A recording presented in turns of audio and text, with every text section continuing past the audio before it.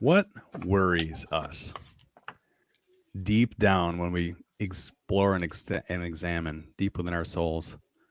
What drives the concerns that seem to be in front of us on a daily basis?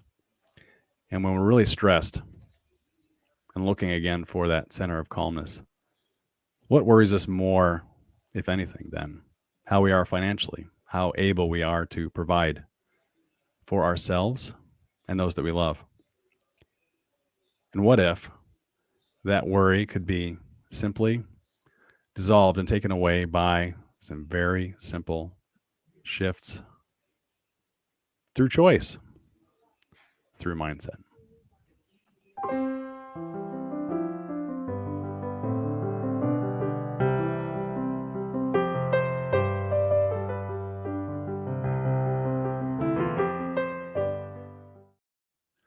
Good evening, everyone, and welcome back to the Center of Calmness. We have been off the air for a while, but are so excited to come back for a very special session that we have this evening with Dorothy Andreas of MoneyMindsetMoves.com, as well as Streamline Success and many other business ventures. Welcome, Dorothy. Welcome, DK. Thank you. So glad to have you with us tonight. I wonder, as we're talking about the concept of, or the worry and concern, if you will, of money and of finance, and just to orient us to this subject, I know you have very deep expertise on this with brick and mortar business experience at a deep level, high levels of financial success, even though you're very humble about it and don't advertise that so much, as well as high levels of coaching success, all put together. I just wonder if you might offer us just a quick comment to start of how did you get interested in helping people with their money mindset? Yeah, thank you so much. It really is. This is so much fun to be here with you. I just love it. Likewise. So 42 years. I started 9 companies, and I've employed over 1,000 people over the decades. And as I was scaling my companies, in order to do that, you have to have a team who sell. And I come from the beauty services. So, it's an industry where people have a perception. Many people have a perception. I'm an artist. I'm not a salesperson. I'm a hairdresser. I'm a massage therapist. I'm an esthetician. I'm not a salesperson.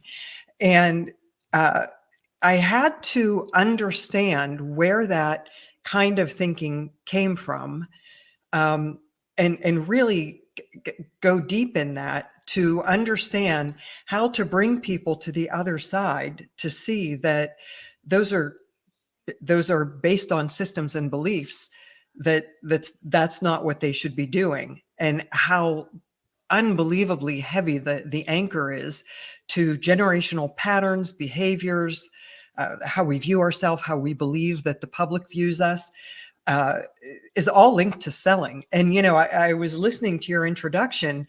Even the idea of money being a concern is a story. It's a story. It's a pattern that we run. It's a pattern that we have, right? Because money might not be a concern in the exact same set of circumstances for somebody else who has a different belief system about it.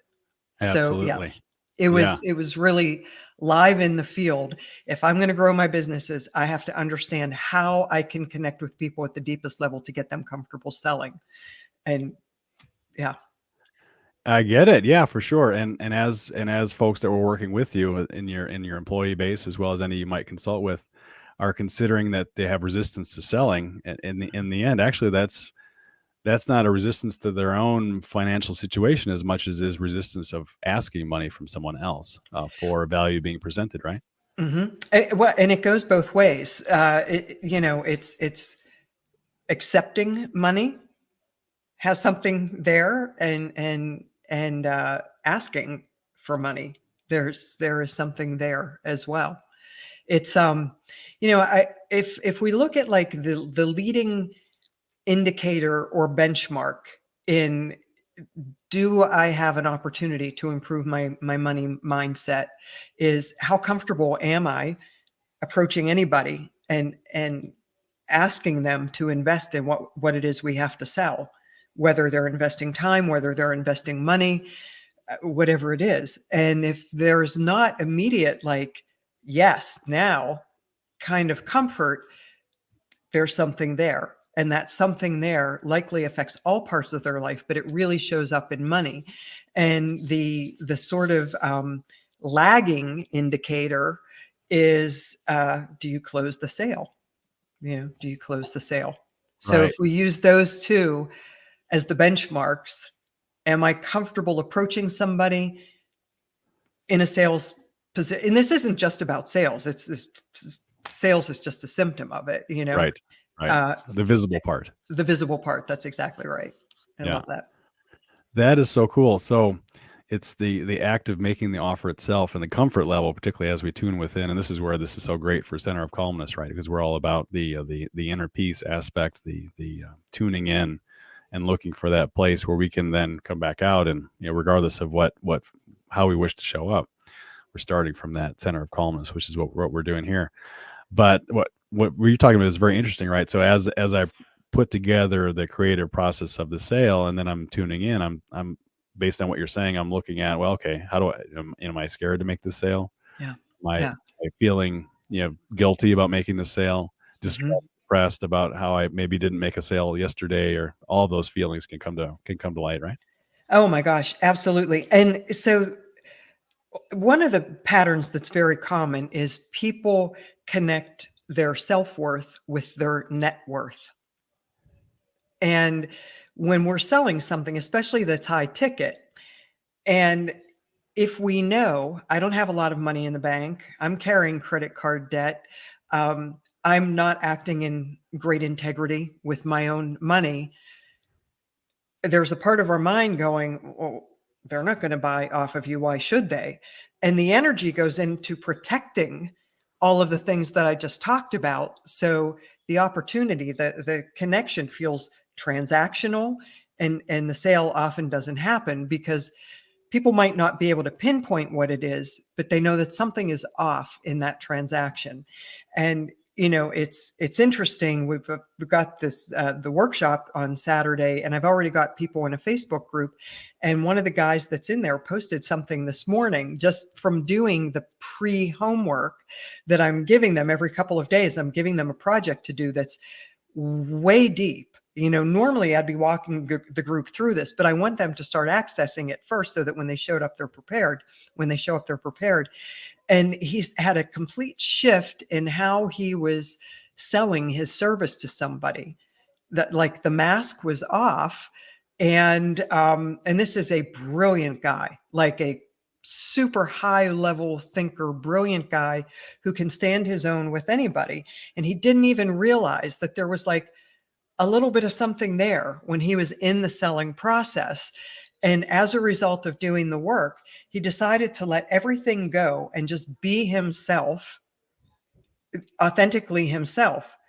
And it was like the easiest close he had done. Isn't He actually called me the other day and he's like, I got to tell you this. that is so amazing? Yeah. And now we're getting to the real topic, right, of the ability to shift money Yes. mindset. And I wonder if you could clarify just a little bit, for a situation like this, not all of us are going to really understand the before and after of such a miraculous outcome like that, right? Where instead of struggling for the close and bringing some kind of mask and having to have the potential client look through all that stuff to maybe buy, maybe not, Right. likely sell at a lower price, and all of the other downsides of working like that. Instead, this individual shifted away from, and I wonder if you might clarify, what did he shift away from to generate this authenticity? Well, he just called me with the result, but Yeah, he's, so I don't know deeply what went on in his mind. We didn't go all that deep, but sure. going through the process of starting to see how, what the truth is. Let's just say that, what the truth is about what we really have to offer, minus the anchor of the fears. Um, when we really start to see the value that we bring, and we start to sort of let the fear of whatever we have, whatever that juju is that we carry with us, really from before we have language patterns, when that can go away, then the connection becomes pure. And I think this might be helpful. So there are 4 pillars that that I base how money mindset happens. And this really is, it's all mindset, but particular to money. So the first pillar is stories. The stories that we have lived by our whole life. And in a broad sense, it's, the story that we may have grown up with: money is the root of all evil. I actually reposted a cartoon I saw on Facebook last week. It was the Charlie Brown Gang, a 70-year-old cartoon with captions saying, people who have less do more to help other people. People who have more do less. And I put a big BS flag across that. Right. It's so divisive. It's such divisive thinking. They chose 70-year-old cartoon characters to make people have a background of comfort so their story could seep in. And Definitely. Yeah. And of course you're finding that in a so-called wholesome 70-year-old cartoon. We can only imagine how many more of those messages are buried elsewhere between then and now. Everywhere. So, so at a broad sense, story is like, what is the money story that what is the story your family, your generational family had around money? And then, at a deep level, and I'll just, because this could be the whole lesson, this could, be a whole hour on this, but, right. Before we have language patterns, we start to make decisions about things. And whatever the first memory, the first money experience that you have is, whatever happened in that experience that left you feeling a certain kind of negative way, we created a story around that. And then, so stories is the first pillar. Systems is the second pillar. We start setting up our life with a series of system after system after system to prove to ourselves that belief that we made when we might have been 5 years old is true. And by God, if it wasn't true, we're going to make it happen. So we start creating the environment that supports the story that we believe. And then the third pillar is filters. In order to create those systems, we have to filter out everything that does not align with our believed truth. That's just based on something we made up in our head, but we live as if it's true. So we start filtering out anything that does not align with it, and we start finding everything that does align with it. I think that the fun analogy is, you never notice a pregnant woman until you're pregnant, and then everybody you see is pregnant. Right. It's Works for cars as well, right? Yes, exactly. Into a certain brand, and that's the only one you see. Look, how many of those that, my son bought a Tesla, and I'm like, man, I never see Teslas. All of a sudden, that was it, because it was in our awareness. So when we have things in our awareness, we tend to seek them out. It's bias, it's confirmation bias. And we tend to, like, we lose our keys. We're telling our mind, this is how the filter works. I can't find my keys. And our keys are right in front of us, but we don't see them because we're saying, man, I can't find my keys anywhere. Where did I put my keys? I don't see my keys. We are telling our mind, I don't see my keys, when we're looking right at our keys. And the very minute that we relax, oh, how did I not see these keys? Did you just move these keys here? No, I didn't move those keys. They've been sitting there the whole time. We Jedi mind trick ourselves so that we react to what we've told our mind. So that's the filters, and that's how filtering works.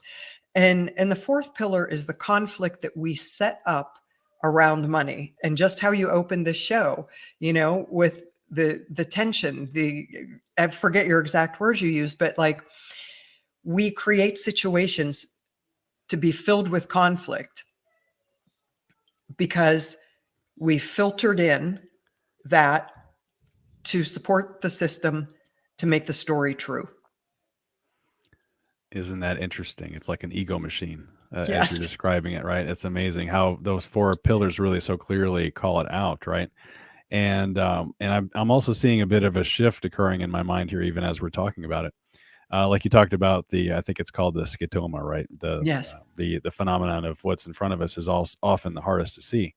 Yes. And prior to now, I thought of that as a fault, right? A disability, or an issue. And it's the same thing that prevents me from seeing my coat on the way out the door. If I put the shirt on top of it, right, it's there, right? Nothing changed, but yet I camouflaged it. And then I convinced myself it wasn't there. But it's an amazing, what a testament to the power of the mind, right? Yes. Where one can convince oneself that what's right in front of us isn't even there, which also includes money. Yeah. Yeah. DK, it's, I mean, I've been in business through so many downturns in the recession and so many upticks and bull markets and bear markets. And, my businesses were disposable income businesses. And I never made more money than when we were in a downturn. And it was so crazy. It never occurred to me that we would fail. It just wasn't an option.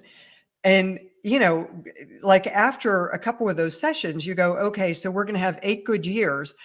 And about year 7, I would start preparing my teams. Okay, businesses run in cycles, money runs in cycles. What do we need to do to fortify ourselves? How can we be the most referable business that there is? And we would start looking at it that way, and we would get Loctite with our clients on delivering value, so that when the downturn came, other people who weren't looking at their business that way were just like, well, that gravy train was never going to end. And oh my God, somebody turned the lights out. We were positioned to be ready for it. And when we came out of it, we were still standing and standing strong. And it's really interesting. You have to lead a team to do that. And to do that, you have to break through this money mindset story. And just like you had a shift, Matt, you're working with me every day. You're going to get this stuff, right? Right, of course. And that's the benefit of working with you instead of attempting to do this on our own, right? And look, I mean, I've had to extract a lot of this stuff, but I've invested over $1 million in my own education, and I never went to college. Well, I went to college for 1 semester and 1 day, and I left to start a business when I was 19, and but I had to educate myself, so I've had to learn. So, like you, we expose ourselves to the best people that we can find. And then with that knowledge that we've learned, we go looking to extract what we extract. And what I love extracting is patterns. Oh, I gotcha. Yeah. And this brings me to a perhaps a slightly more personal question that in my mind, and knowing you as well, in order for you to feel comfortable teaching about money, you must have had a deep and long and highly informative relationship yourself with money. I wonder if you might just share a few details of your own journey to this point where you essentially have achieved mastery and the ability to teach others and allow them to manifest the success that you're teaching them to manifest. Oh my gosh, thank you. Yes. So, we all have money stories. I talked about it earlier from when we were young. So when I was in 2nd grade, so I loved to fix hair, fix my Barbie doll's hair. My mom was a hairdresser, and this is back in the day when women wore wigs. I used to set her wigs. So our next door neighbor had like a shoulder surgery or something. So I'm in 2nd grade, like 8 years old. And she asked my mom if when she got out of the shower, I could come over to her house and set her hair on rollers. And she used to give me $0.25 to do this. So this would have been like in the 60s. Right? Okay. Yeah, this would have been in the 60s. And I used to save these quarters. And like every couple of weeks, I'd go to my piggy bank and it would be empty. And somebody was stealing my money. Wow. And I would go to my parents and I'd be crying, somebody stole my money. And they would yell at me for causing trouble. And I made up a story that, I wasn't aware at the time. I made up the story. The story is I get to work really hard so other people can enjoy my money. And I can look back today and I can absolutely see that pattern that I was the responsible one. My dad died when I was 21 and my mom had a mortgage payment and he didn't leave her an insurance policy. So I was, covering all of her living expenses, basically. And it never occurred to me that that was not really normal for a 21-year-old youngest child of 4 with other siblings who, weren't stepping in to help. I took it on because I believed that was my role in life. I am going to work my tail off, make a lot of money, and I'm going to take care of everybody else before I take care of myself. And I could look back and see that theme so very clearly. So as I started getting sick and tired of, kind Absolutely. of doing that, I really had to look in the mirror at myself. I really had to look in the mirror at myself. And this is a couple decades ago, and it's evolutionary. Every time something comes up, even to starting this course, I had to really step back and take a look at, what am I learning about myself in this process? But I really had to go back and look at how I had set myself up to, I'm a hard worker. By God, I'm going to work really hard. And making money was never an issue. It's what I did with the money afterwards. That was my story. My sister from the same set of parents has a completely different story. My brother from the same set of parents, completely different story. We all grew up in the same house, but we all had our own story. 3 stories and 3 different experiences based on nothing but that. Isn't that amazing? Yes. And I wonder how many folks out there can relate with having a story of even shifting from working hard and not making money to working hard and being okay making money and receiving lots of money in return for the value provided, but then also being okay with letting it leave, letting it, becoming a philanthropist essentially, right? And letting someone else enjoy the fruits of that labor, through receipt of the money. And being okay with both of those stories at the same time. The negative thing was I was making myself a victim, but what I believed was, if I just keep letting them take my money that, oh, by the way, I'm giving them, Right. If I keep letting them take my money, they're going to love me. Because when I was in 2nd grade, I just wanted to be loved. I didn't want to be yelled at. So, yeah, Wow. we all have stories. We all have a story. I just shared mine, and I hope for anybody who's listening, it opens up something about your story.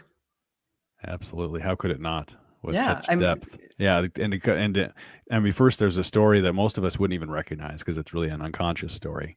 And how many people Yes. out there are working their tails off and all they're doing is feeding us a story that has 2 different layers now, right?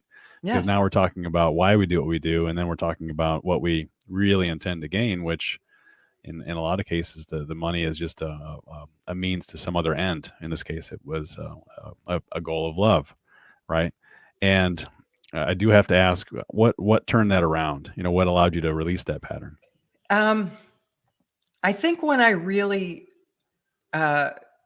started respecting myself a little bit more, and it wasn't like I disrespected myself, but I was, because I was out of integrity. I was denying others the opportunity to earn their own living because I was making life easy for them.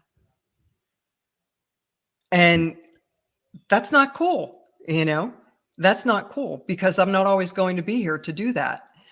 And this whole conversation could go really, really deep, but it was, I got something out of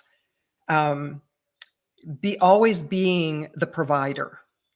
Always being the provider. I got some wound was being padded, Mhm. by being the provider. And when it came to a certain point that I was like, it's time for me to protect myself. How do I protect myself? I love myself enough to let other people be who they were put on this earth to be. I don't have to step in and intervene and make life easy for somebody else who's not choosing to make life easy for themselves. And that was really the pattern. I will bend over backwards to make your life so easy. And really, in a way that, so you love me. yeah, in return for expression of love, Yeah. but at the cost of depriving them of many, many possibilities. Right. Well, and here's the thing, we all have our own story. That's Yeah. my story. Anybody I was interacting with had no idea what I was doing because they're living in their money story, Right.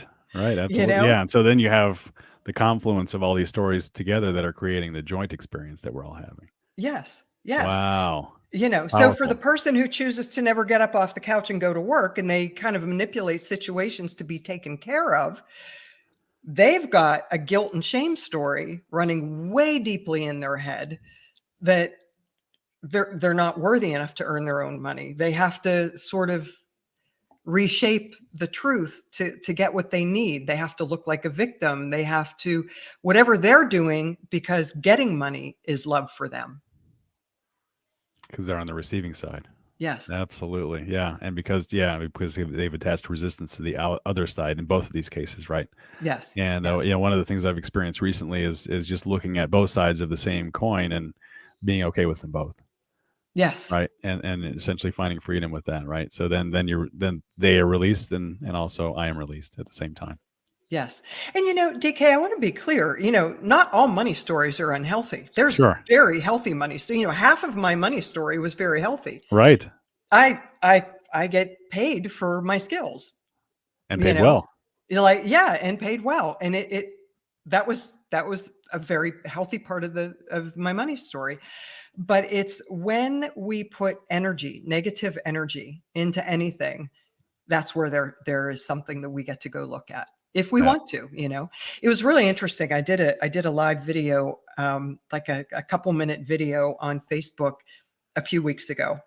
And I talked about this course that I have coming up, and I got messages from people either saying, hey, that's really awesome, send me some information on it, or messages saying, man, I would so much love to do your course, but I just had to replace my washer and dryer, so I can't do it. Every time I save money, something happens and it gets lost, and I'm in that phase right now. And I'm like, oh my God, that's a story. Absolutely. That's a story. And because you've lived your whole life believing that story, you're going to keep recreating that story. It's why people who hit the lottery, it's some crazy, like 86 or 89% of people who win the lottery are bankrupt, like within a very short amount of time, because they never believed that they could manage money. And if I only hit the lottery, I'll have all the money I need to manage. But if you were never a money manager before you hit the lottery, until you go back and deal with what stops you from being a money manager, it's going to continue. It's a pattern. More flow through the same pattern, the same process, the same subconscious program. Wow. Yeah. And to demonstrate that power of those in all these different ways. That's so outstanding. The only other question I want to ask, and then I'd love to talk a bit more about your course itself and who it may benefit, is and what did that moment feel like when? And I know that you had a moment at some point when suddenly the negative side of this, because like you said, you have a highly positive side of the story, which is the money generating side, but then you had also the money releasing side, for the reasons that were described in your story. When that story was released and you woke up one morning and said, "I'm free of this." I remember like? exactly. I remember exactly where I was. I had my husband's car in the Jeep dealership, being serviced, and I got a phone call asking me to support something that I had been very, very generous with up until that point, and it wasn't my responsibility to do it. And I had been saying that, I want to help, but it's not really my responsibility. You're going to have to get better about managing your situation over here. And I got a phone call, and I don't know, it had been really bugging me. And I had really, up until that point, it was like, I don't like what's happening, and I'm the person in common with this situation. So I've got to look at what's my part in this. Because this is my part. It's my life. Right. Right. And so I get this phone call, and as soon as I saw the phone call coming in, I knew what it was going to be. And I just, like, I said a little prayer, I'm very faithful. I was like, God guide me on this path through this conversation. And I got on and I said, I cannot take on your responsibility anymore. I'm done. I'm done. Wow. Yeah. And I can feel the power of that just standing here, even though it was some yeah, time ago. Yeah. That's yeah. awesome. Just, and And actually, it's interesting. You actually said no. I said no. And that I was where just the said power no. was. And Yeah. I have to tell you, up until that no, that hard no, I actually felt like I was going to lose a limb if I would have said no. Like I can't say no. I can't Yeah. say no. And I hung the phone up and I was like, thank you, God. I can say no and it's okay. Right. And it worked, And it obviously. worked. And like, I mean, I still remember, I don't remember what day of the week it was, but I remember it was cold outside. I remember it was sunny outside. And I remember the chair I was sitting in, the paneled office where I was sitting when the phone call came in. That is Yeah. amazing. Yeah. And Yeah. so key to have a moment like that. And of course, all your businesses took off like gangbusters after that. And that's how we ended up here today. Yeah. That's great. Yeah. No, it's really great. It's really fascinating. I'm just finishing up. The book is in final edits. It'll be my third book. I'm writing specifically for the beauty industry. Build your $1 million beauty business, the step-by-step path to success. Because so many people in the beauty industry, they're great at doing hair, doing facials, doing massage, but they don't really know how to run a business because that's not what you learn in school. So, I spent over 4 decades figuring it out. So I wrote a book about specifically that. And in the process of writing the book, I called a business that I built in 1986 that I sold in 1987. Same receptionist answered the phone. We had a wonderful conversation. I got to talk to some of my former employees who are still there in a super high turnover industry. I spoke to the owner. She's just great. Actually, you'll get a kick out of this. When we met in Joel Bauer, how you have to sort of do a 30-minute thing. Yep. I used her as my 30-minute thing. Angela has a plan to have more time, more joy, and more money. If you want more time, more joy, and more money, raise your hand. It was Angela who bought my first business and was running it off of my system. So we had this conversation, and it's like, it's still the same system that was in place in 1986, and all of the competitors are gone, and they survived economic downturns and craziness. It's still the same staff, still the same systems from 1986. That is amazing. That made me feel really, really good about it. And to have the same people there as well supporting it, which really that's a big part of a successful system, right? Is the talent that comes with it, right? Yes, and reducing turnover. So DK, I feel like every situation around money that has come up for me has been an opportunity for me to figure it out. What does this mean? What's the opportunity? Why am I repeating a pattern? And in doing so allowed me to really help people tap into it. And so, with my one-on-one consulting practice, that really there were 2 big things I saw that stopped people from either taking their idea or their startup, scaling it to 7 figures. Didn't have systems in place, didn't have good structural systems and processes in place in the business, which you need that to run a business. Otherwise, you're running it out of your head. And if you call off sick, nobody knows what to do, right? Right. But the really big piece was believing in yourself so much that you deserve to have a $1 million business, that you deserve to have a multi-million-dollar business, that you deserve to have a practice, that you're not losing your mind with chaos, and you're attracting great people, and you're retaining staff, you're referable to your clients because you believe so much that what you have has so much value to offer the world. And most people are afraid to see that truth about themselves. Isn't that amazing? 3 different shifts Yeah. that generate a completely different result, and suddenly you go from strong and persistent discomfort and worry to having $1 million successful business that replicates itself. Yeah, and it's crazy that you can scale to $1 million with the right mindset and putting systems in place, often in less than a year. Wow, that is amazing. That is Yeah, amazing. yeah. It happens with my clients, That's and great. yeah.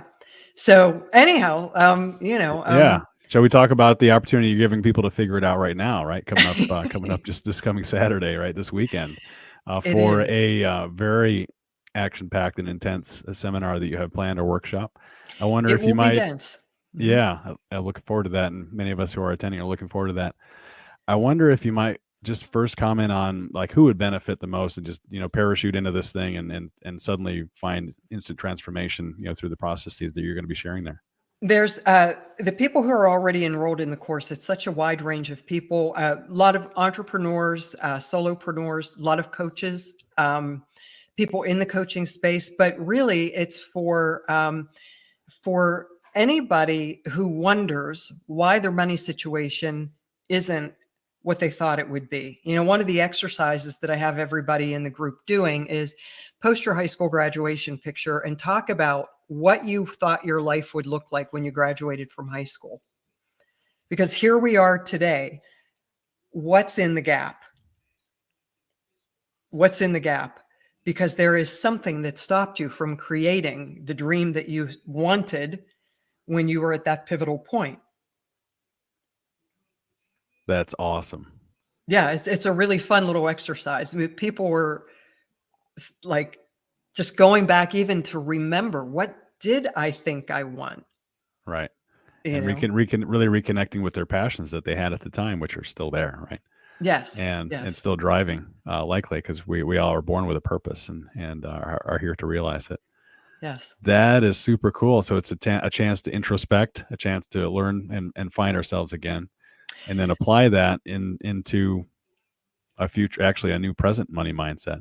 Yes, And yes. could you maybe go through, like the format and Sure, what the absolutely. course would look like for those who might choose to enroll?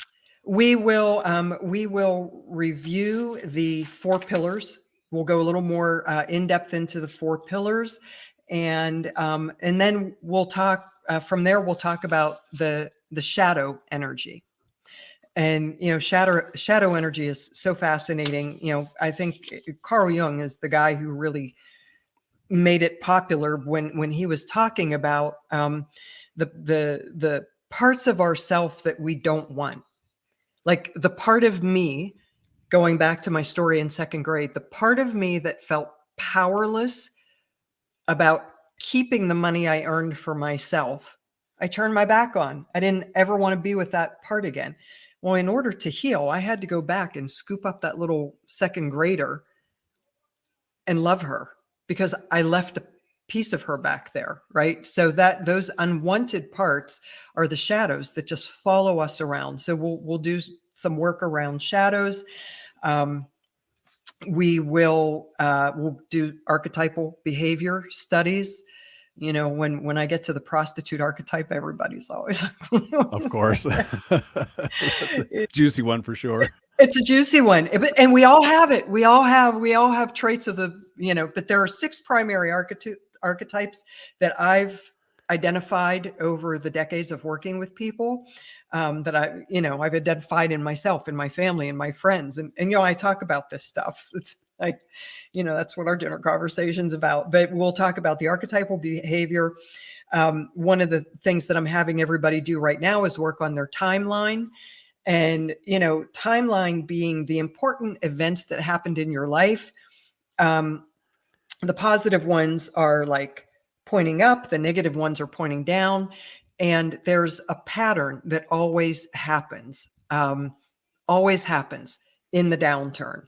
And it's a personal pattern for everybody, but the framework for the downturn is always the same. And it's a framework I've been using for many, many years. And as I guide people through it, lead people through it, you are starting to see what your particular behavior on the downslide is. And then what the bottom of the barrel looks like. And then your behavior, because we all have these, we just don't ever recognize them. So we do a lot of pattern mapping, and that the pattern mapping is really it's really exciting. And then I will take you through a series of questions that really clarify. And I'll share a couple of those questions, before we end the call. Awesome. But some clarifying questions that really allow you to start to remember things and open and see where the blockage is. Because when something has happened that we don't want to remember, we block it out, and we block all the money behind it out as well. And there's the key. The money's just where they're waiting, right? If we would only release it. It is waiting all around us. It's not the economy. It's not your skill set. It's not your audience. It's the belief that it's there for you. The belief itself. And based on those type of belief shifts that you're speaking of, what might somebody who perhaps just comes off the street and enrolls in your course, and maybe they don't have a lot of background and they haven't done a ton of self-development training, or maybe they're not into meditation and they don't yet have a business, what could they expect to achieve, start to finish, by going through this very deep process that you have? Thank you. That's a great question. There are people in the group who have done one-on-one work with me before. We're not doing hypnosis in the group, or at least I don't think we are. Not yet, right? We will get into some relaxed states, because it's in the relaxed states that our mind can relax and see what we've been, filtering out, right? The blind spot, the scotoma. But there are people who have done work with me, so it will be like a strong review of some of these concepts, and then it will be some new things. For people who haven't done one-on-one work or haven't been in one of my workshops before, the concepts are easy enough to comprehend, because they're common threads that we all carry with us.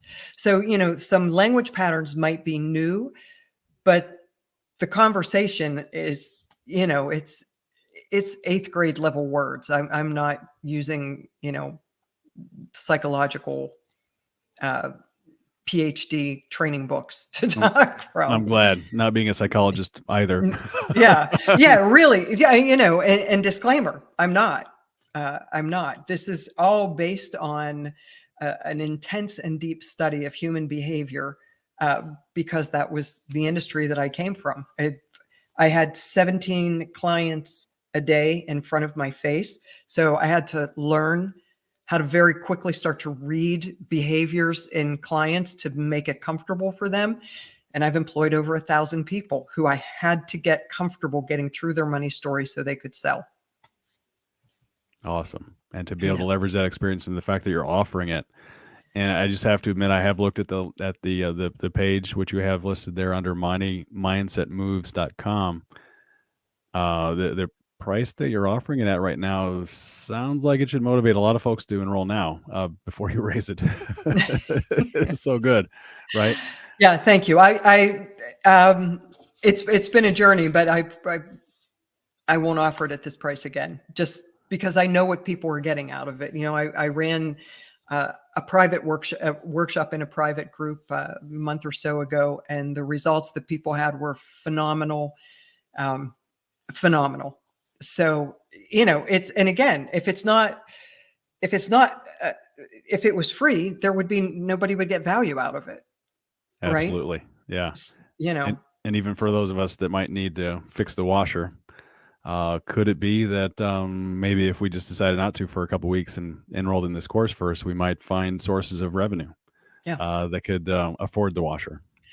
That's what's happening with the people who have taken the group. They're having big shifts around their money story, and it's all positive stuff. It's really fun. So so here's 2 questions that I want to mention to whoever's watching to start thinking about this. Who owes you money? Who owes you money? It could be from 3rd grade. It could be you invested in a course and you never got the bonus training. It could be that somebody was supposed to refund you something and they never did. It could be that you loan somebody money and you're afraid to go ask them for it because it feels so awkward at this point. 5 years have gone by. When your mind knows that somebody owes you money and you are not responsibly getting what's yours, your mind is telling you you can't get any more because you're not responsible with what you've had. Interesting. Mhm. It's like having a leak in the bottom of the tank. Exactly. Wow. Exactly. Yeah, it could be created from something as simple as just being afraid to approach someone with Yes. a legitimate debt that you're owed. Wow. Yeah. Yeah. And, I was running this workshop online, maybe, I don't know, 2 months ago, I'm going to say, and somebody had a question, and she said, how do I go back and ask somebody's owed me money for a long time and I'm just ashamed to ask them. And I said, well, first of all, let's get clear. They weren't ashamed to come to you and borrow the money that you worked for. So you asking them for your money back is no different than them asking you to borrow your money. So it's not that they have any more power over you. You're just abdicating your power by allowing them to keep your money interest free while you're suffering to pay your bills. So that's an abdication of power. So, let's shift that. You get to call this person or meet with them and look them straight in the eye, or very frankly say, hey, remember that money that you borrowed from me? Let's get a plan to get it set up. And they're probably going to say, oh man, I don't have it now. Well, I know you didn't have it then, and that's why I helped you. And now I need it back. I don't care if it's $50 a week that you pay me, but we've got to get on a plan that you pay me back, because it's no longer acceptable that you are using my money, because that's what that person is doing. They are using your money to make their life easier while you are struggling. And she's like, I never looked at it that way. I'm like, yeah, that's, the conversation was a lot longer than that, but Of course. for sake Yeah. of time here. Right. So, and the other question is, who do you owe money to? Potentially. Well, actually, both questions are hard, right? Both questions Because are we really don't, hard. yeah, we don't like to go collect those debts. We don't enjoy being in that so-called energy, even though what you're talking about is achieving freedom through both It really paying is. paying Mhm. debts that we've just kind of quietly put to the side, and also receiving the rightful return for the And investments we made in the past. exactly. And when we owe somebody money, we often blank it out like a blind spot, right? Right. Like, oh, yeah, she gave me that top. I told her I was going to pay for it. And that was 3 years ago. And here I'm wearing the shirt again. Every time you put that shirt on, there's a subconscious hit that Right. creates guilt and shame. So we forget about these things. So again, I don't care if it's from the third grade lunchroom. If you owe somebody 50 cents, make an attempt to find them and pay it back. Find a way. Yeah. Mhm. And then allow yourself to be free. Yeah, about 25 years ago, I remembered that I owed my girlfriend Patty Heard $6.50 from a Kiss concert ticket when we were in ninth grade. I totally forgot about it, and this something about Kiss came up, and I was like, "Oh my God, that was my first concert," and it hit me. I never paid Patty back for that ticket. I found her phone number and I called her and we laughed about it and we went out and I bought her a drink and, Nice. yeah, yeah. But, Awesome. there was recently a story about The Rock. Went back to the candy store when he was young. He used to steal candy bars and he's carried that shame and guilt around with him all these years. So he went back to the store, paid for all the candy bars and said, give them to the kids in the neighborhood. Sure. Well, that's Carried that awesome. around his whole life. Yeah. And how many of those little so-called little things are really holding us back from our larger goals and objectives, especially Yes. when it comes to providing financially? Yes. So important. So important. Yes. All Yes. right. Well, we could So talk back all. Go ahead. Go Yes, ahead. back to the course. So, we go Yeah. through, I said, some of the technical things that we go through, but really what you come out of it with is a sense of clarity about why you behave the way you do around money, what holds you back, where the fears come from. You get to, because once you see it, you can't unsee it. Once you see that maybe you have credit card debt because your parents always had credit card debt, and unconsciously, if you didn't carry credit card debt, you might worry, if I'm not like my parents, they might not love me anymore. Interesting. So I'm going to make myself like them so they love me. Yeah, to fit in just a little bit more. With the tribe. Wow, profound. Yeah, profound. Yeah, and of course, as we know, the fear of losing our tribe can be the biggest fear of all. Yeah, even potentially even more than money, or of course, having both related is even worse. Yes. Wow, awesome. So it starts. It's the course is this Saturday, February 18th. It starts at 8 a.m. Pacific time, 11 a.m. Eastern time. We start on time, and it will go for 4 hours. We'll have probably a 7-minute break at the halfway point. But it's, bring your notebooks, because it's a lot, and there's engagement. It's not just me talking. There's engagement in the group, because I always believe that community over content is great. And then we come back the following Saturday for a meetup to really look at what has happened over the past 7 days, because there will be epic and massive shifts.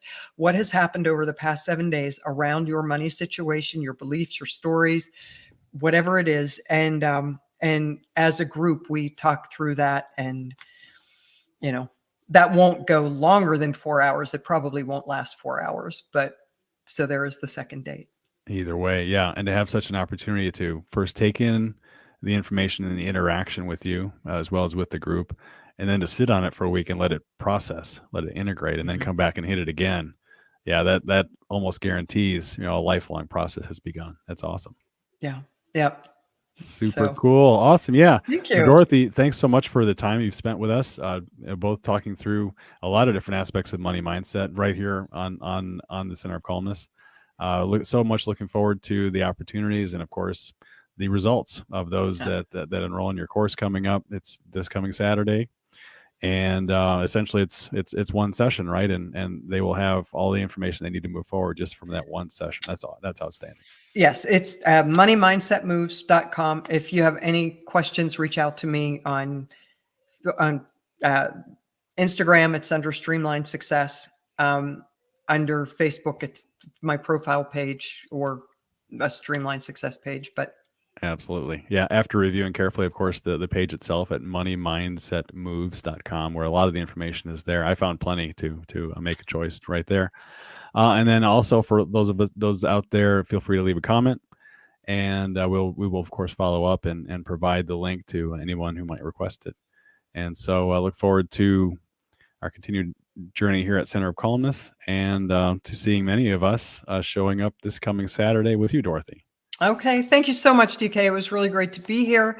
And thank you to anybody who's watching this. I know we went longer than we anticipated. Just a little bit for a good cause. But yes, it was really fun to be here and talk about this with you, because it's something that impacts every single person and every part of our life. Money stress spills over into relationships, into health, into our physical environment, into our career, into our bank situation, into our future wealth. It's money issues spill over into every part of life, which is why it's so exciting to be doing this work these days. Absolutely. So great. And thanks again for your time, Dorothy. And we look forward to hearing the amazing results that follow. So Thanks again. And for the Center of Calmness, I'm DK Warner.